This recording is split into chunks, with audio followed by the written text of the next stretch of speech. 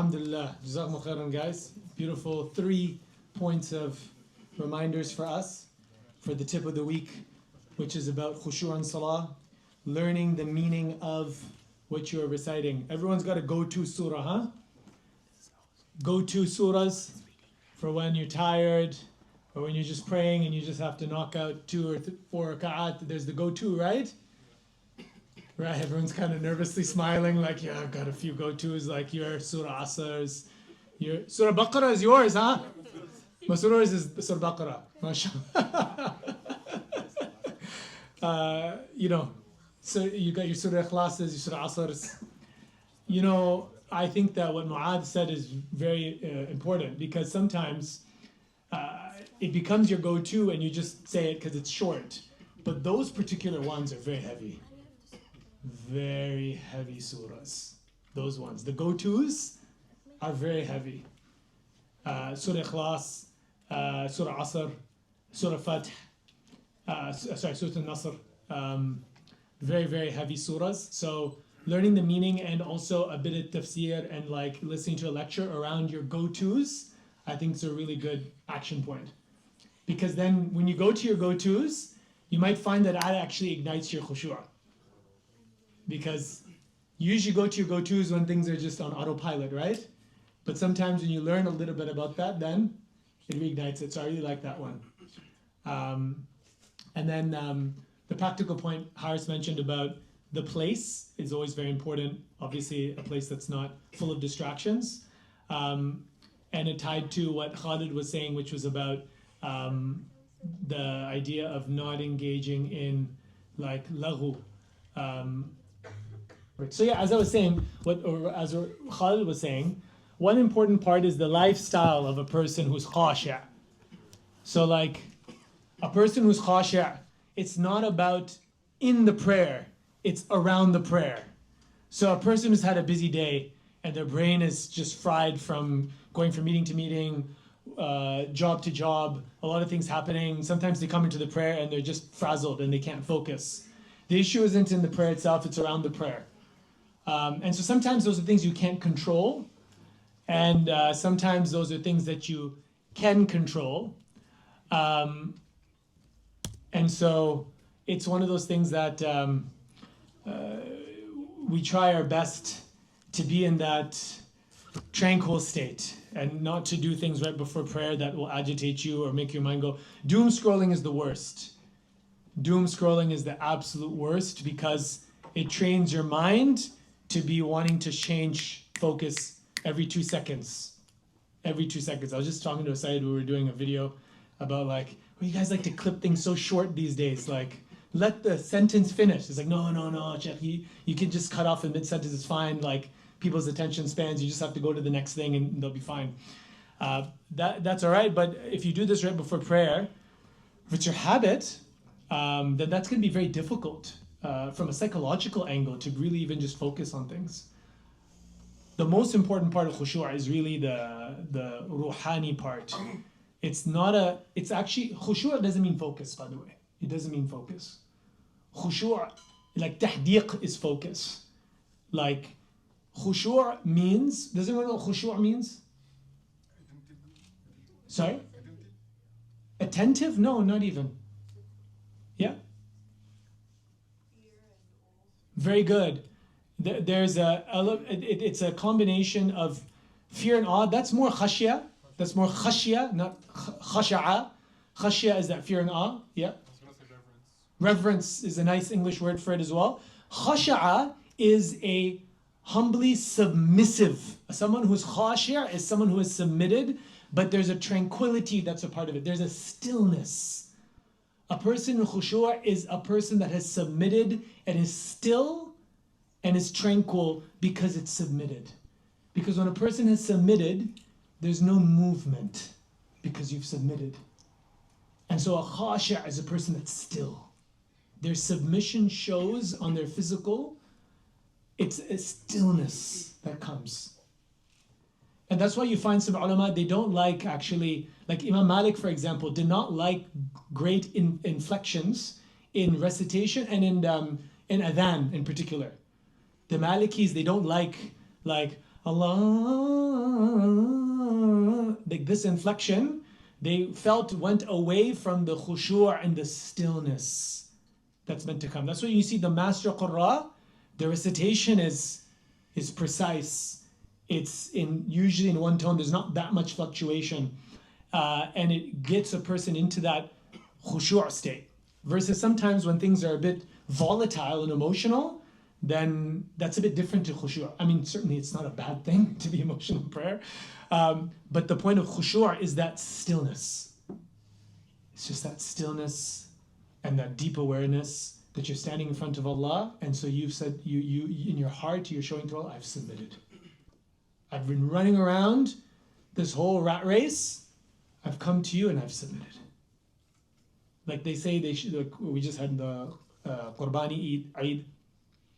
Like you've seen those videos when they say Bismillah, and then the goat. What does it do? It becomes still. Submission. That's the idea of a person who stands before Allah and has submitted, and there's a stillness that overcomes them. So Jazakumullah khair Zakaria for that very nice activity. Alhamdulillah. Okay, so I have a question. Oh, I wonder if it will be in the quiz. We'll leave it for the quiz because we have this Uncle Shaq's cash. By the way, there's some very problematic things written on these things, so I just want to say that we don't endorse this. Like in burgers, we trust like borderline shirky type statements there. So tawakkul is only on Allah, not on burgers. So I just want to make that clear. Oh, poor guy. Anyways, Bismillah then. Okay. We'll do that for the quiz. So if you stay for the quiz, inshallah, top 3, they get the prizes bidillahi ta'ala. Okay. We are on hadith number, I think we're on Bab 12. Yes, we're on Bab 12. Who would like to read? That was quick. Bismillah.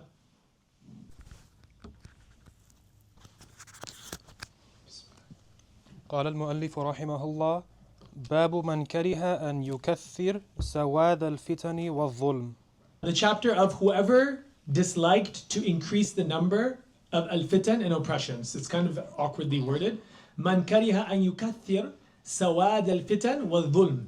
So this is in terms of quality, but also the quantity of its people. Oh, thank you. Jazakallah.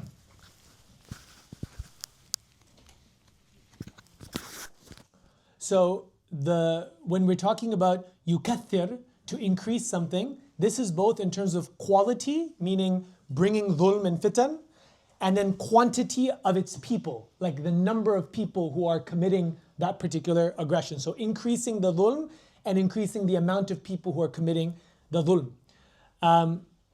By the way, it says man kariha here, the one who disliked, man kariha. So karaha here, obviously increasing dhulm and fitan, is that makruh? Yes, it is. So it's no sin, and is it makruh? What was the question? Increasing fitan and dhulm, is that makruh? It's haram, right? But the bab here says, Imam Bukhari writes here, kariha. So this is an important point to note, that the terminology of the fuqaha is different to the way that people speak in language in general. And sometimes even the faqih will use the word karaha but mean tahrim, but mean actually haram. So that's just an important point to note. I don't want anyone to see that and be like, oh, it's just makruh to increase fitan and dhulm. Okay, تفضل. حدثنا عبد الله بن يزيد حدثنا حيوة وغيره قال حدثنا أبو الأسود. So pause there. So we see here حدثنا حيوة وغيره. So the chain goes Abdullah bin Yazid, then حيوة, and then غيره. Who is غيره? غيره ibn Fulan. غيره is not a name. غيره means someone else. غيره means someone else. And so here Imam Bukhari doesn't mention who. So, but he says Haywa and someone else. So that means that 2 people have reported it. Do you understand? So Abdullah bin Yazid is basically saying, Imam Bukhari is saying, we heard it from Abdullah bin Yazid. And then Haywa is saying, we heard it from basically Abu Aswad. And then another person also said, we heard it from Abu Aswad. So two people are in this chain. One of them is named, who is Haywa, and the other one is not named. The other one is not named. So that's Haywa ibn Lahi'a. The second person is, the ghayruhu is ibn Lahi'a. Ibn Lahi'a is not mentioned here because he is actually considered a weak narrator. He's considered a weak narrator. Now, Imam Bukhari has hidden his name from this chain. We spoke about earlier when someone hides this one you'll get a keychain. When someone hides, a muhaddith hides a narrator from the chain, what is this called? Tadlis. Okay, bismillah. Very good. Tadlis. Tadlis. Do you remember this? We talked about this. Tadlis. Tadlis is when a person hides another person from the chain, usually because they know that person isn't authentic, and so they hide that person to try and make the chain shorter, or other reasons. The person's authentic, but they want to make it shorter. So here, Imam Bukhari is actually doing a form of tadlis that's not problematic. It's not problematic. It's called tadlis taswiya. Tadlis at-taswiya. This is not problematic. Why do you think this is not problematic? So firstly, we understand why the first type of tadlis is problematic, right? Why is the first type of tadlis, like the normal type of tadlis, why is that problematic? Yeah. Because the person you're hearing it from, he might be weak, but you're just hiding his name, so people will think the chain is authentic. Very good. It's problematic because the person that you're removing could be weak, and so then the hadith becomes not authentic, probably not said, maybe da'if or whatever it may be. That person could be a liar, that you don't know who that person is, right? So it's very problematic if someone is taking a person away, correct? So now the person who's known to do this, if they're in a chain, they say, oh, kani yudallis, he's a mudlis. So now the chain starts to lose credibility, especially if there's no documentation that he's met that other person. So we understand why tadlis itself is problematic. Why is what Imam Bukhari did here not problematic?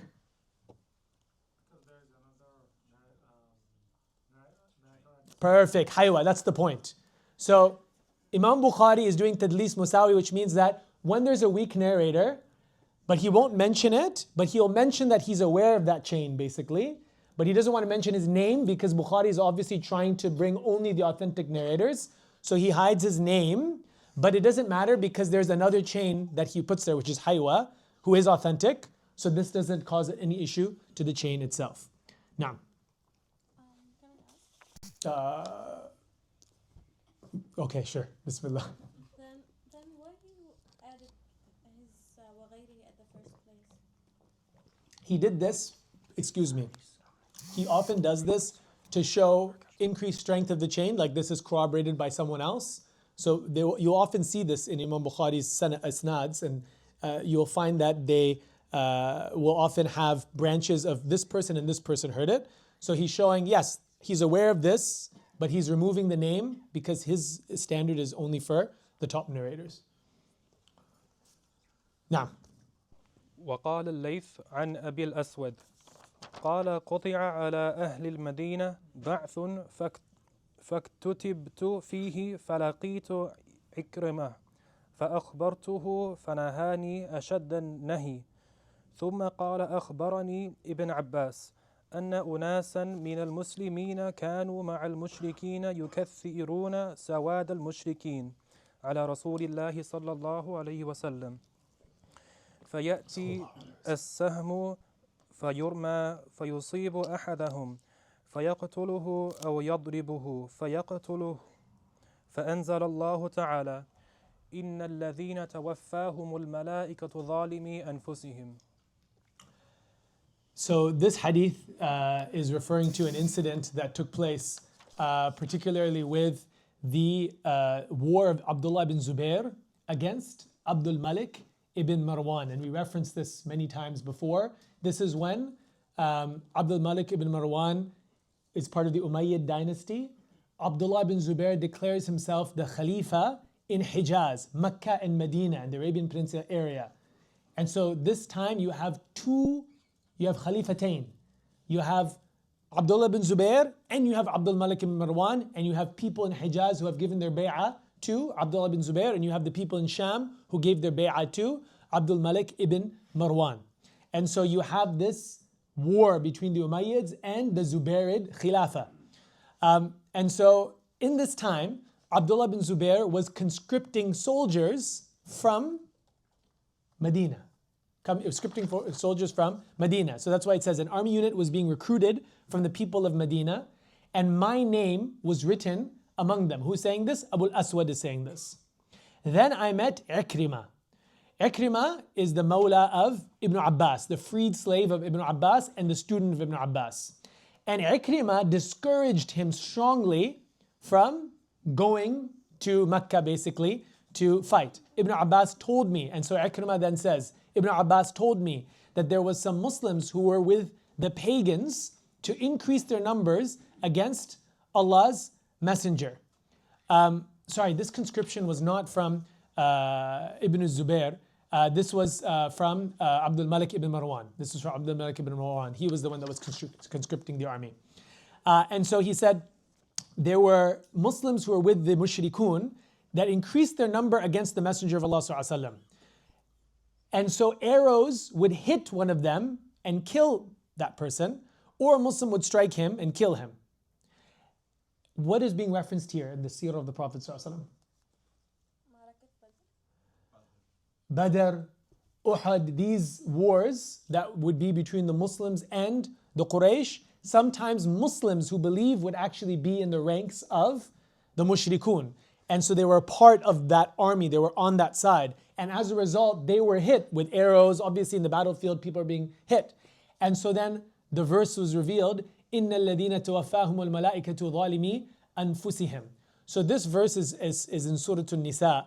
And this is the verse where the angels come to the ظَالِمِ أَنفُسِهِمْ. And so Ibn Abbas is saying this verse was revealed regarding these people. So I'll just go to the verse itself here in our favorite legacy.quran.com. So you can see here, the angels ask them, فِيمَ كُنْتُمْ, like where were you? قَالُوا كُنَّا مُسْتَضْعَفِينَ فِي الْأَرْضِ, we were weak in the land. قَالُوا أَلَمْ تَكُنْ أَرْضُ اللَّهِ وَاسِعَةً, wasn't the earth of Allah vast? فَتُهَاجِرُوا فِيهَا, so you could have emigrated in it. فَأُولَٰئِكَ مَأْوَاهُمْ جَهَنَّمْ وَسَاءَتْ مَصِيرًا. So Ibn Abbas said this is referring to Muslims who were in Mecca who basically felt disempowered and weak, and so they went out with the army and then they were killed as a result. And so then this verse was revealed. This is called the Sabab al-Nuzul. This is called the Sabab al-Nuzul for the verse, the circumstance of the revelation. And so here, this verse is referring to, in this case, the Muslims that were there on the Qurashi side. Now, what's interesting here is that when it comes to this issue, firstly, we understand the context. This is the Zubayrids against the Umayyads, and being conscripted into an army. What this really points to is actually the idea of complicity in something. And so this is actually a very relevant hadith here. This is a very relevant hadith to us. And especially the bab title, the one who dislikes to increase the fitan and the dhulm. And there's this idea of being complicit in dhulm, even though you don't necessarily intend on the dhulm or the fitan. And that complicity is something that's really important for us to reflect on, especially in our times when we look at what's happening in the Muslim world as a result of the foreign policy largely coming from Western powers. Also coming from Western manufacturing companies, like weapon manufacturing companies, also tech companies. There was a huge moral and ethical dilemma for people who are working in the different divisions in Microsoft, for example, where that software was actually being used to spy on Palestinian people, to choose kill targets. The whole issue, of course, with Claude and Anthropic, and obviously ChatGPT that then got the contract from the Pentagon regarding using that AI capability to be able to choose the kill targets in Iran and in the latest war. Anthropic obviously had refused, but this is something that they acknowledged the use of Claude in the initial killing of the 300 schoolgirls in Iran. So there's this idea of complicity when people are working in those areas and people who are also living and of course paying taxes in those countries that are sending aid, for example, to Israel. Alhamdulillah, Australia doesn't send any actual physical dollars and cents to Israel, but obviously it's the obligation of the Australian government to prevent genocide from happening. And so there's an obligation that they have, for example, to block weapon manufacturers from sending parts, for example, to Gaza and that sort of thing. So that's a separate issue there.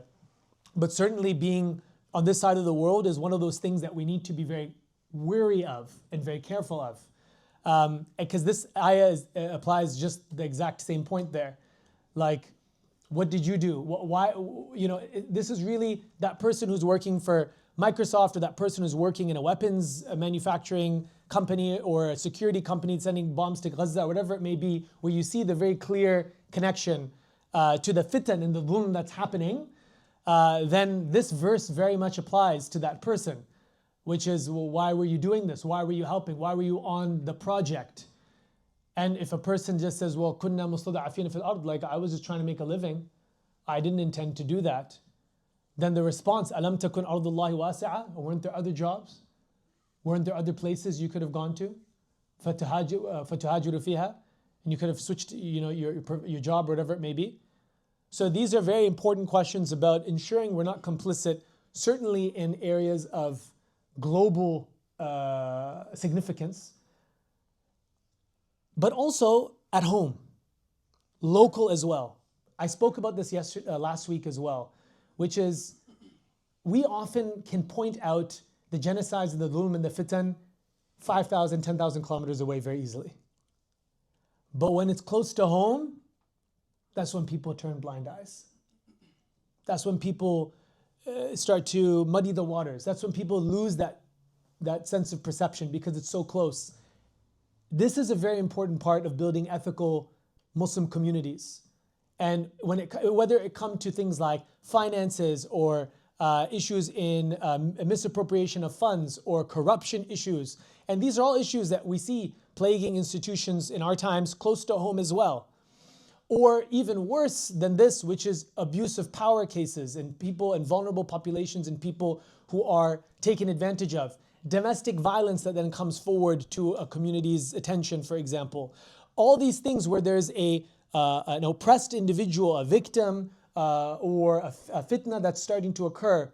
And if everyone turns a blind eye and doesn't do anything to try and lead to its change or try to bring about justice or try to ameliorate the fitan, then it's possible that we could be complicit in the dhulm and in the fitan as well. And so when it comes to a person's attention about a person going through something, whether it be within a family or whether it be outside of that, it's so important that we capture that spirit from the Prophet ﷺ, مَنْ رَأَى مِنْكُمْ مُنْكِرًا فَلْيُغَيِّرُ بِيَدِهِ. Whoever sees a wrong in front of him, then let him try and change it with their hands. This is such a vital, important thing. Can you imagine if our community was full of people like this? Then the one person that starts to branch out and starts to do deals in a very weird way, then it gets clamped down on. We can't let people obfuscate things and muddy things up and just try to say, oh, keep things hush-hush, it's a fitna and whatnot. We spoke about, I think last week or maybe before, the instances where it's permissible and sometimes even the duty of a person to disclose a fitna or problematic behavior from a leader, for example, if it's something that is going to lead to widespread harm. So this is a very important point about complicity, this hadith, and I think it's something that's actually important for us. And so basically, there's this idea of avoiding the places of dhulm and fitan and avoiding being a part of it. I have a question for you though. What if you can be there and maybe decrease the dhulm just a little bit? Like if you're, for example, there was a sister that came up to me and she said that she was given an opportunity to be on a curriculum board, for example. like to steer kind of the curriculum of a particular program. But the issue is, of course, was that there was a very strong leftist agenda behind things, and family morality and that sort of thing was obviously being pushed in the left side of things. And so the question was, well, if I'm putting this out as a final product and I'm working on this, then that's obviously me. I'm being part of the system, being complicit, right? But perhaps if I'm there, I can also push for a separate curriculum education piece, for example, that maybe shows the Muslim perspective or a different perspective that wouldn't otherwise be there, that would maybe give an outlet for a Muslim that's listening or someone else as well, so that there's not just one dominant paradigm that's being communicated or taught. So what do you guys think about this? Is that something that a person should get involved in if they can only change a little bit? Or should they only get involved if they can change the whole thing? Yes. It was an or question. Like or you just said yes. First one. Is there ijma' on this? Any dissenters? I think it's better to avoid. Better to avoid. Yes. If she can pave the way, even baby step, Yeah. others can follow later. Yeah, that you start one thing and then maybe it's small, but then the next step can be something else. Start somewhere. Yeah, exactly. The answer is really, there is no real full answer to this. Islamic principles, yes. If you know that there's dhulm and fitna that's going to happen, and you can do something to minimize it just a little bit, as long as you're not directly involved in the haram and that sort of thing, then certainly that's something that warrants you getting involved so you can ameliorate some of that dhulm that's there. And this is obviously, with a footnote on this part as well, an asterisk here, this is very case by case. And so, for example, a person says, oh, I'm going to work for Lockheed Martin or Boeing or something like this, and like, oh, I can just be that person on the board and nothing's going to really change from that. This is a different scenario. It really has to do with tangibility. What the sister was saying as well, like, hey, if I start this, maybe something will come from here. Really thinking realistically, is this something that can actually, would this be beneficial? So you got to look, it's a lot of different factors here that we need to look at. And so if anyone's in a situation like that, it's certainly something to seek counsel and advice from others around you to be able to make that call. But we all are confronted with these ethical dilemmas and areas of compromise on a daily basis all the time. What's the lesser of two evils? What's the better of the two benefits? This is fiqh al-mawazin. Fiqh al-mawazin. Mawazin is the ability to weigh up the pros and the cons. And the cons and the cons, and which is the worst of the cons, and the pros, which is the better of the pros. This is called fiqh al-mawazin. And the idea of a benefit, for example, for the public versus a benefit for the individual. And so which one takes priority? Obviously the benefit for the collective over the benefit of an individual. The harm, but what about the harm of individual versus so there's a whole framework there that you study when you go and study into usul. So these are all things to really consider when it comes to this. So I don't want as well people to be like, oh, fitna, I'm just going to avoid this, because we are not in a position where we can necessarily afford everybody putting their nose on the ground, especially the ones who want to do that. If you want to, that's a sign that you should actually get involved. If you want to get involved a bit too much, it's like, hey, maybe you should be putting your head in the sand, because I think that because it's difficult. It's not something that you should be wanting to do. It's not something that you should be really comfortable around. So if you can, increase the justice, decrease the injustice. QPS, Queensland Police Service, right? As I already mentioned, education, state education, being involved in the curriculum, local politics and that sort of thing, or even federal politics or state politics. This is all this whole discussion here. It's all this whole discussion. And there's not one specific answer that's like, yep, this is unconditionally okay. No, every individual has to weigh up the pros and cons, and they have to understand then what is it for them. Can you join one nation? If you think that you can change things, you can become their face, Bismillah. It'll be certainly much more beautiful face, mashallah. You're asking for a fatwa now. You want the fatwa on the spot. What do you guys think? Should he join One Nation? Okay. Now, or anyone else want to read? We're on the next chapter. Anyone from the sisters? Fadl. Chapter 13. I'll bring it up here.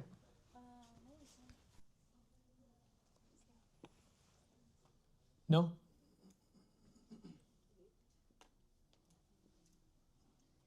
Okay. Anyone from the brothers? Khalid? You know, we can spread the love, inshallah. I like the himma though. Very good. باب إذا بقي في حثالة من الناس. If a Muslim stays among bad people. How does that not describe our state? Subhanallah. حدثنا محمد ابن كثير أخبرنا سفيان حدثنا الأعمش. Al-A'mash. We remember Al-A'mash. The con- Sulaiman ibn Mihrab, Al-A'mash. Do you guys want a story of Al-A'mash? Oh no, we're not doing too well on time. Okay, quick story. He was once walking, and he was wearing his wool overcoat. It was cold. He was wearing a wool overcoat, but it was inside out. So the wool was on the outside, and on the inside it was like the rough part. So then someone said, Sheikh, why don't you put it on the inside so the wool is on the inside so it will be warmer for you? And he said, why don't you tell that to the sheep? And then he continued to walk off.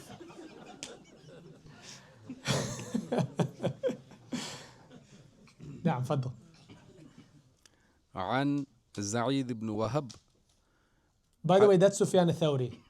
Yeah, Zayd ibn Wahab, yeah, نعم. حدثنا حذيفة حذيفة بن اليمان صاحب رسول الله صلى الله عليه وسلم.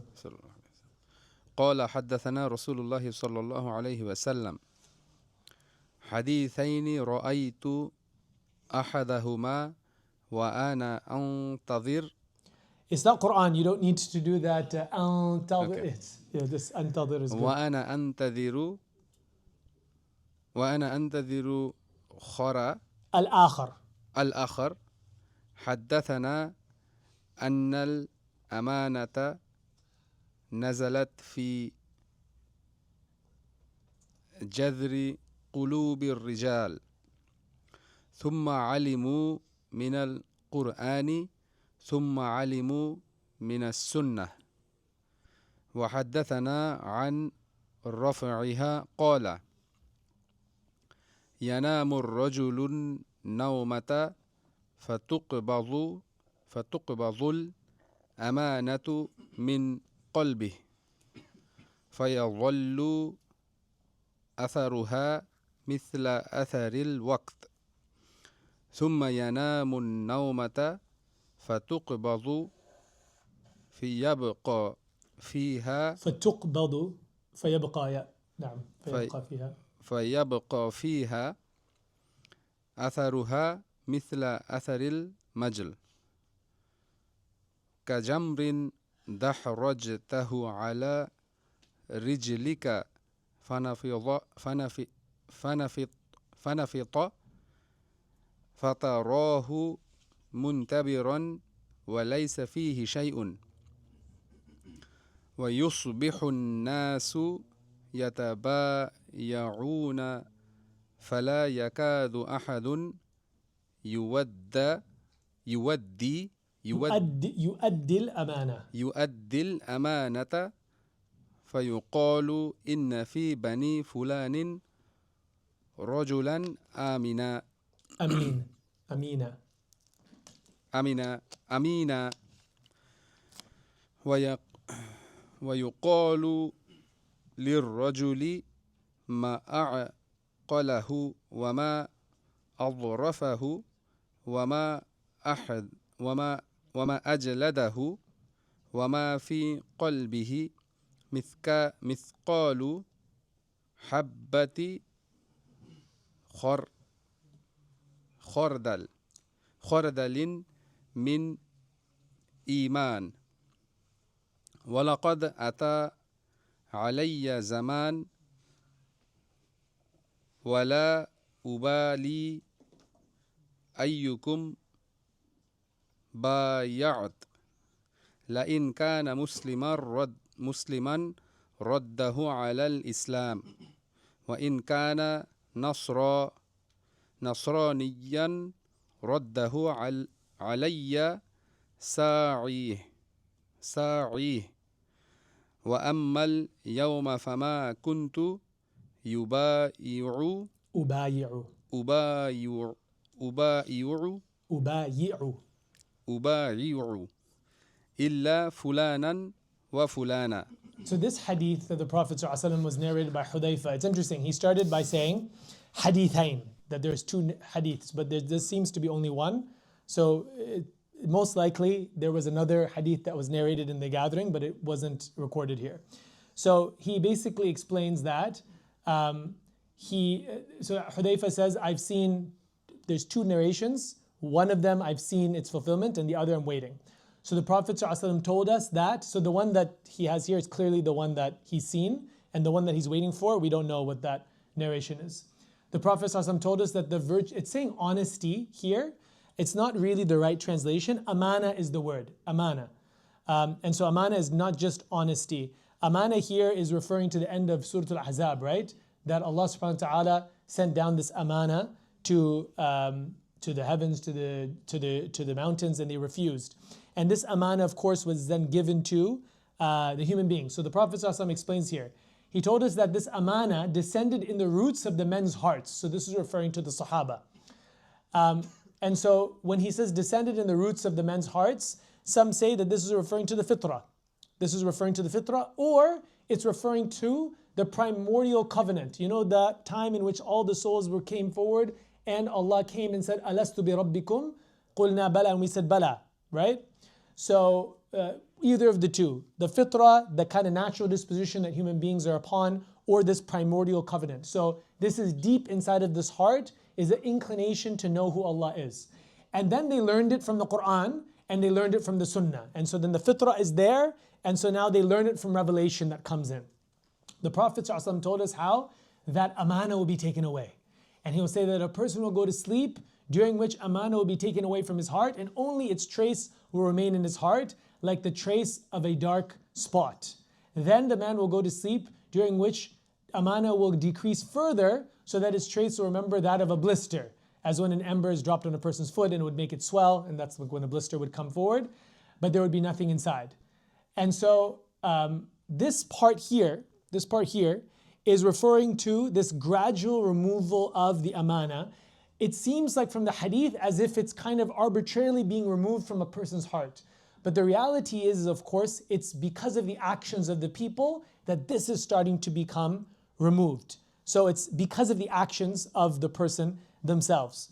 And so just like we've learned about how the people of the knowledge will be removed by people being taken away gradually. So here as well, amana is taken away inside of a person's heart. So in their heart, religiosity and amana and a real genuine sense of love for Allah and doing things for Allah's sake will become to a point where its trace is just literally like a blister. Like there's nothing really inside, there's just a bit of swelling, there's just a bit of that identity that's there.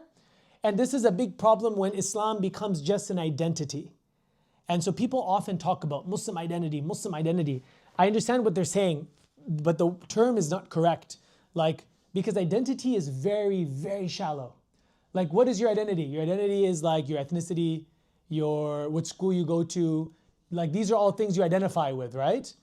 These are all very superficial things. Like, Muslim identity means I just tell people I'm a Muslim. I'm a Muslim, why? Because that's how I identify. That's what I wear, I'm a Muslim. And so you'll see, for example, people in politics, for example, who will say, I'm a Muslim. And they really have nothing to do with Islam. But Muslim has become just an identity label. And so this is the idea of the amana is removed from the heart. There is no willingness and wanting to submit to Allah's commands, love for Allah and His Messenger, a deep taqwa of Allah, longing for the hereafter, longing to meet Allah subhanahu wa ta'ala, tawakkul and mahabba. This is not there at all. But what remains is strong identity in some people. Like a person will be like, I'm Muslim, I'm one of the Muslims. And that's it. That's all that they see. And then it becomes a part of a game because then they use that as a way, like you'll see like people like maybe comedians, for example, or other people who will be like, yeah, I'm Muslim. And then their belief system and understanding their worldview is completely antithetical to Islam. But they're like, oh, Muslims are diverse. They're not a monolith, right? There are many different types of Muslims, many different kinds of Muslims. And, this is the way in which the amana is gone and Islam just remains as an identity. Now this is a problem because Islam and Muslims are really the same thing. And Islam and Muslims do not have an infinitely elastic space that it can mean whatever you want it to mean. So that it's just a label. A Muslim is a person who submits himself to Allah subhanahu wa ta'ala. And we believe in a genuine methodology and usul, a way in which we practice this religion that is the way that Allah subhanahu wa ta'ala intends it to. And the firaq that come are from the first fitna that we learned about in this chapter. What was the first fitna that Imam Bukhari rahimahullah references in Kitab al-Fitan? No, not killing.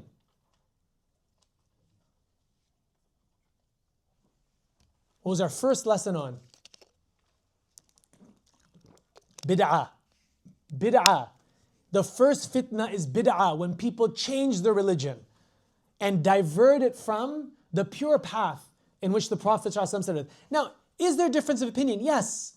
We're not discounting this. And this is one of the beautiful things that on this path, on this usul that we're talking about, this methodology of Ahlus Sunnah wal Jama'ah, in that, inbuilt is correct, a certain diversity that is accepted on scholarly grounds. The different schools of Islamic fiqh, for example.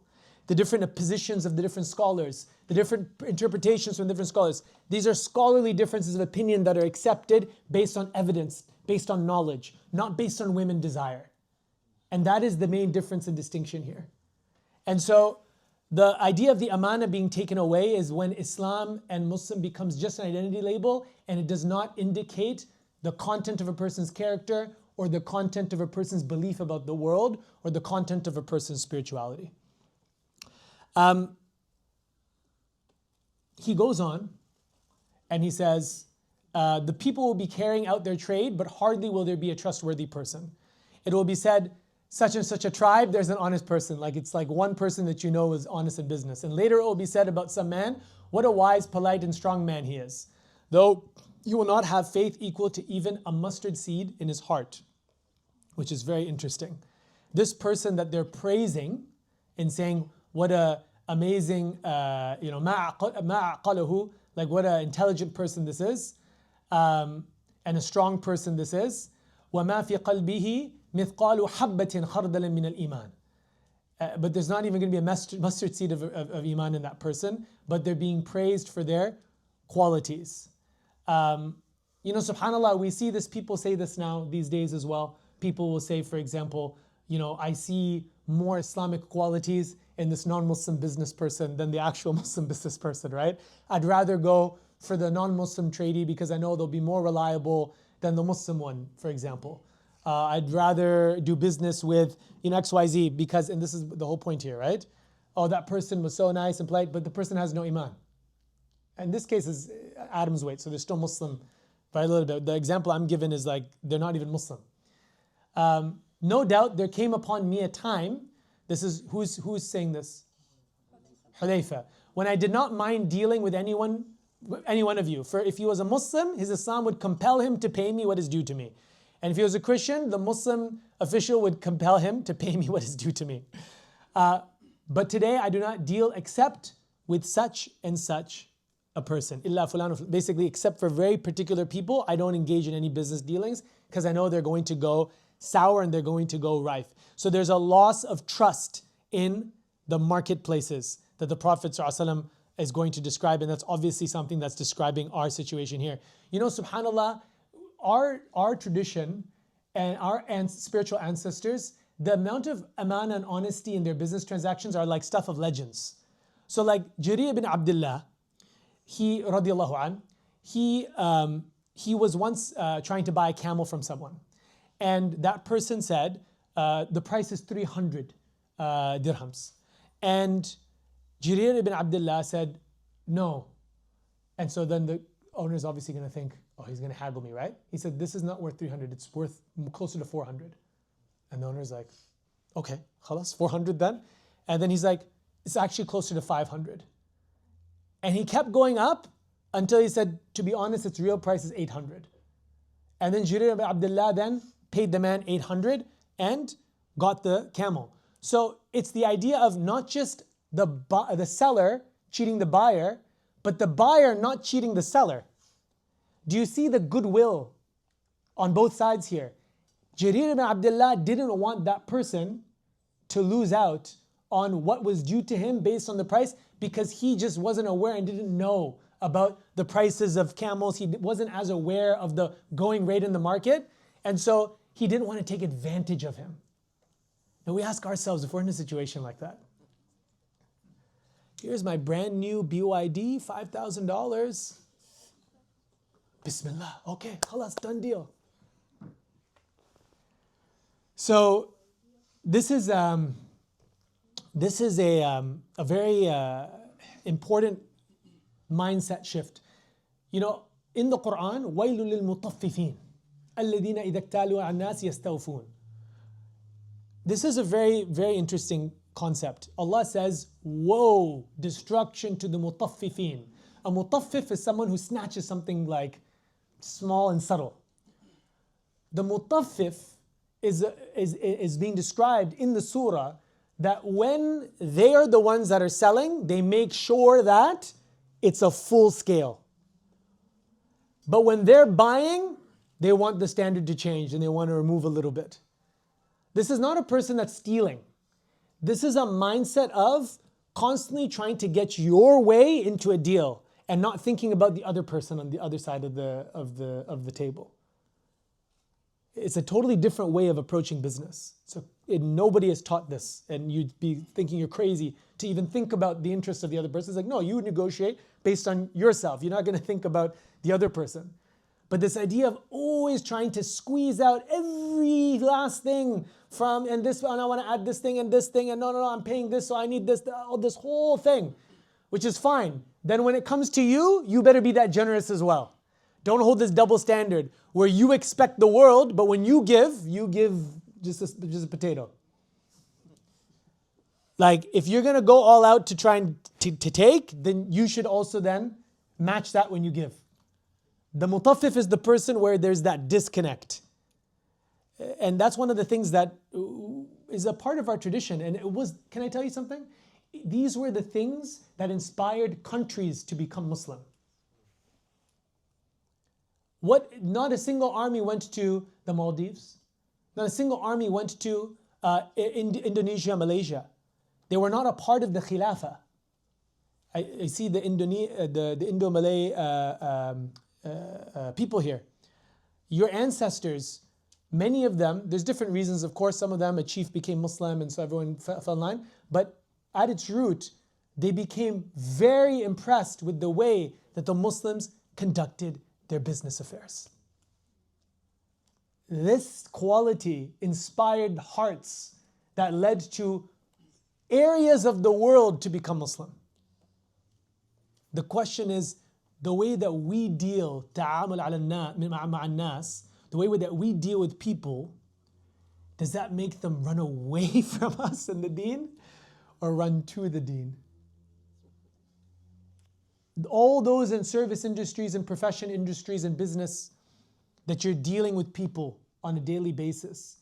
You could be a manager, you could be an employee, you could be a doctor, you could be an engineer, you could be a teacher, whatever it is there,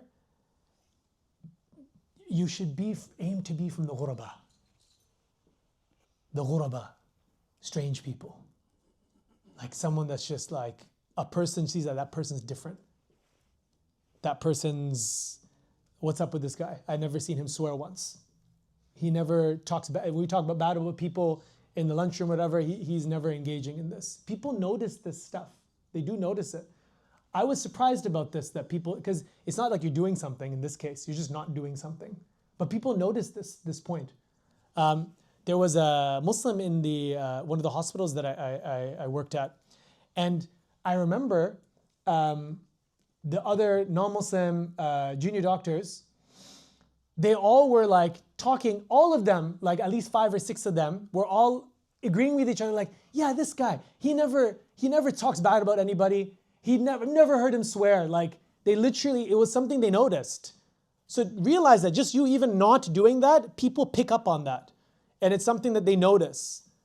And it's something that can make them think and wonder. And so be exceptional. Be exceptional and be different. Don't just necessarily go in with the way everyone's doing things. You be distinct in the way that Islam teaches you to be distinct. You have your red lines, you have your points, and people respect you for that. Because there's very few people these days that have red lines. There are very few people these days that actually have principles, that will actually do something. Especially if it comes to something like witnessing something like harassment or bullying or these sorts of things, coming to the aid of those sorts of people, especially after learning this, right, this prophetic wisdom. If you're in a workplace and you're witnessing workplace bullying and you're seeing people harassment, or even a woman that's being, harassed in a Me Too kind of way, those are things that you can call out. Those are things that you can say, hey, that's not acceptable. And you can say that, my faith teaches me this, like I don't stand for that. That's unacceptable what you've just said. That's different. People don't do that anymore. And people will notice that. People will notice that. And this is it, guys. Like, in the amana goes, Islam just becomes skin deep. And who's interested in skin? Like, Islam needs to penetrate deep into our hearts, transform the way that we do things. Then you'll start to see people being inspired by it. And we're not doing that for that reason. It's a byproduct of it. But this hadith is really teaching us that the real heart of a person's Islam, or I should say the real spirit of a person's Islam, is inside of their heart. And it is most clearly seen when they deal with other people, specifically when it comes to money. Because that's where usually everything and everybody changes. So in workplace, with money, whatever it may be easygoing. Be easygoing. We know that the Prophet ﷺ tells us about the man who will come on the day of judgment, and he will come with obviously his sins. And Allah will ask him about a debt that was owed to him. So he gave money and there was a debt that was owed to him. And he said, what happened to this debt? He said, I forgave the loan. So it's fine. And then Allah says, I have more right of forgiving than you. I've forgiven all of your sins. This is the approach that we should have with other people. Easy going with other people. The Prophet ﷺ said, can I tell you about the person that hellfire is haram for? Every easy going person that is close to the people. لَيِّنًا سَهْلًا قَرِيبًا مِنَ النَّاسِ. Layyin, just very flexible. Sahlan, easy. قَرِيبًا مِنَ النَّاسِ, very close to people. This is the true measure of a person's iman and the true measure of a person's Islam. Okay. Does anyone else want to read from the sisters? Yes, فضلي. قال رحمه الله باب تعربي في الفتنة. To stay with the Bedouins during fitna. So ta'arrub is mentioned here. So this is basically referring to the Bedouins, but it's the idea of leaving the main city place. Because before the command was, in this chapter, not this particular chapter, this is chapter 14, but in the book, there was the command to do what? Whenever there's chaos, and what is there? You have to stick to the jama'ah, right? That was the rule, to stick to the jama'ah when there's times of fitna. Here, it's going away. Now. قال قال حدثنا قتيبة ابن سعيد حدثنا حاتم حدثنا يزيد بن أبي عبيد عن سلمة بن الأكوع أنه دخل على الحجاج فقال: يا ابن الأكوع، ارتدت على عقبيك، تعربت؟ قال: لا، ولكن رسول الله صلى الله عليه وسلم أذن لي في البدو. وعن يزيد بن أبي عبيد قال: لما قتل عثمان بن عفان خرج سلمة بن الأكوع إلى الربذة، وتزوج هناك امرأة وولدت له أولادا، فلم يزل بها حتى قبل أن يموت بليال، فنزل المدينة. نعم. قال حدثنا عبد الله بن يوسف أخبرنا مالك عن عبد الرحمن. That's إمام مالك. أخبرنا مالك. نعم. عن عبد الرحمن بن عبد الله بن أبي صعصعة عن أبيه عن أبي سعيد الخدري رضي الله عنه أنه قال رسول الله صلى الله عليه وسلم: يوشك أن يكون خير مال المسلم غنم يتبع بها شعف الجبال ومواقع القطر يفر بدينه من الفتن. Jazakumullah khairan. So that ends that chapter, and it also ends this section that we had on pick your battles, toxic environments. So this last two hadith in this last chapter here is referring, so Hajjaj ibn Yusuf, we spoke about Hajjaj. This is when he became governor of Medina. After Abdullah bin Zubair was killed, Hajjaj was put as governor in Medina. And so he says to Ibn al-Aqwa, who is a companion of the Prophet ﷺ, taunting him, Ya Ibn al-Aqwa, you have turned on your heels. Irtadat ala aqibayk.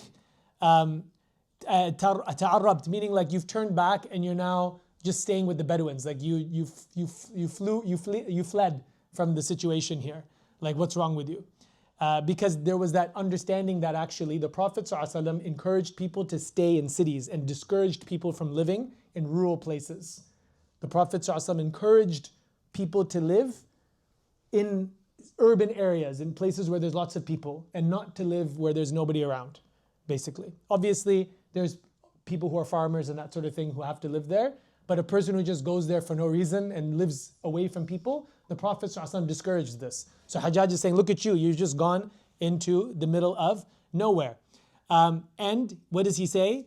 He says that Allah's Messenger gave me this permission. And we're going to come to, as we said, that the permission is in regards to times of fitan. And that hadith is mentioned next. That in times of great fitan, there's an exception to that rule of staying in urban areas where a person should go to places where there's not as many people. And so where did he go? Basically, when Uthman bin Affan was killed, Salama ibn al-Aqwa, he went to a place called Al-Rabadha. And Al-Rabadha, it's unclear where this exactly is. It seems like it's a place that is basically between Mecca and Medina, like outside of Medina. There's a book actually, Mu'ajam al-Amkina al-Warida fi Sahih al-Bukhari. The encyclopedia of places that have been mentioned in Sahih Bukhari. There's a whole book that someone contemporaneously, he did this, and he tells you where all these different places are in our times. So I looked up Rabada there. So they said that it was basically in this one area, this volcanic kind of formation area. So he's out there with living there, and it's a time of fitan because Uthman bin Affan had just been killed. And we see here in this hadith, there will come a time when the best property of a Muslim will be a sheep, which he will take to the tops of mountains and the places of rainfall so as to flee with his religion from afflictions. So this is the last resort. The last resort. When everything has failed, when the fitan has come, you've tried to get involved and try to change things, you weren't able to change things, that's when you move away. That's when you disassociate. That's when you go to a place where there isn't fitna around. When there's civil war that's broken out, when there's a lot of confusion, when you fear for your life, your property, or your deen. This is the point where the last resort, we're going into the farmlands, going into the middle of nowhere, is a place where you can go. And what's interesting is he says places of rainfall, because rivers bring people together, right? Because the river is the water source, so everyone has to live there. Rain, you can live wherever you want, right? So some people say that this is why in the Middle Eastern areas and Eastern areas, Euphrates, Nile, Tigris, there's a river in China as well, I forgot the name of it, the Yellow River. These rivers, they became cradles of ancient civilizations that continued up until now. The Indus as well, the Indus River. These were places where everyone gathered together and they formed these collectivist cultures because everyone's sharing the resource of the river. Whereas in Europe, there aren't these type of very main rivers that go through that unite people, but it rains a lot there. So people can go off and live wherever they want and they'll be self-sufficient because the rain comes from above. So the Prophet ﷺ is saying, go off into a mountaintop, places of rainfall, so that you can live these individual, self-sustaining lives and you won't have to go and mix with the people here. So this is the absolute last resort, and it's not something that is encouraged until you get to that point. So oftentimes people and Muslims have that fantasy of, oh, there's so much fitnah here. I'm gonna go and into some mountain with some sheep and I'm just gonna live there, right? Or I'm gonna go out and away from all the fitnah and away from the city and away from the lights and all these things. Which I understand where that's coming from. It's like, oh, it's unnatural living, right? It's like all these lights and buildings and concrete, and you don't hear the birds, you don't hear the streams, and you don't see the deer, and you don't see the sunrise, and you can't even see the stars. Like, people have this type of thing in their head, right? Which is, there's obviously a wajh there, there's a perspective there, they're correct.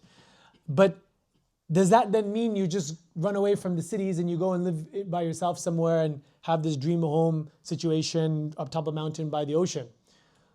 The point is that from an Islamic point of view, the better life is being in those concrete jungles, because ad-dunya sijnul mu'min wa jannatu kafir.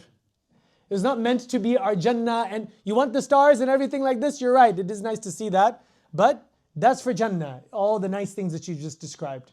But the work that needs to be done, the da'wah that needs to be done, the dhulm that needs to be checked, the fitan that needs to be abated, the khair that needs to be done, the da'wah that needs to be called. How are you going to do that? You live in a mountain somewhere with some sheep. Give a khutbah to the squirrels and my Canadianness came out. To the possums and the what? Oh, the ibises. Yeah, to the ibises. So this is a point for us to understand. I totally get that point about unnatural living and et cetera, and being out in nature. It is a problem, and it does have an effect on us mentally and spiritually, 100%. This is why it's important to take trips to nature. This is why it's important to go out, to take time out on weekends. Go out, refresh, like your fortress of solitude, right, Superman? You go there, you recharge, you see the stars, you reconnect with your purpose, you disengage and you come back. Because that's where the work needs to be done. Musa alayhi salam left, went to Madian. Where did he go? He came right back to Fir'aun. Right? The Prophet ﷺ didn't go and escape and went to some cave in Hira and went to Medina and then that was it. No, he came back. There are Fir'auns that we need to confront. There are, the people that we need to engage with and we need to make the calling towards. And the good ones are usually the ones who have this thought. We're the ones that we need you in the front lines here.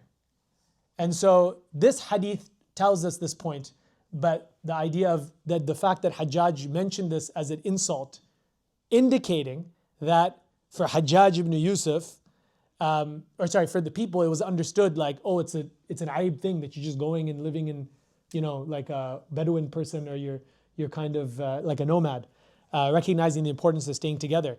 And that only in these times, and that's why he's mentioned this, at-ta'arrub fil fitna. In fitna, that's your permission then, when it gets to that point. And some people will say, oh, we're there. Oh, the school curriculum, and I don't want to expose my children to these things, and so, we should just live on some farm somewhere 2 or 3 hours away, and that's it, then no fitna will come to them. So this is the whole point, it goes back to fiqh al-mawazin as we spoke about. An honest evaluation of your own individual case. And it all depends on the person. Person sees like, man, my kid's so rebellious and this person, like, I don't know if we can do it here. Like, yeah, khalas, this is the point, this is your hadith. If you really feel like this is too much and we're losing, this is the point. It gets to the point. If you're individually losing your deen, or obviously your family, and you're seeing that happening, or your honor, your life, property, these sorts of things, these fitan, the maqasid of the sharia, if you're seeing that, that is now your exit strategy. That is now the point to go out into the deserts. Are we getting to that point? I mean, we're getting awfully close, aren't we? So it's one of those things that Muslims should learn survival techniques and know how to live, on the land and that sort of thing. It's certainly something that's important, especially since the Prophet ﷺ said this, there will come a time where the best property of a Muslim will be sheep, which he takes to the tops of the mountains and places of rainfall, so as to flee with his religion from the afflictions. Remember that. Remember that. That is you want the insurance, life insurance, you want spiritual insurance. This is your spiritual insurance. It is your ability to be able to just leave when the situation calls for you to do that. And so we need to learn that as well. So maybe we should do something like this, some survival training or something like that, eh? You guys down? Okay, bismillah. We leave tonight, inshallah. Alhamdulillah. Okay. So we'll end there. If we can put a Slido link for Q&A.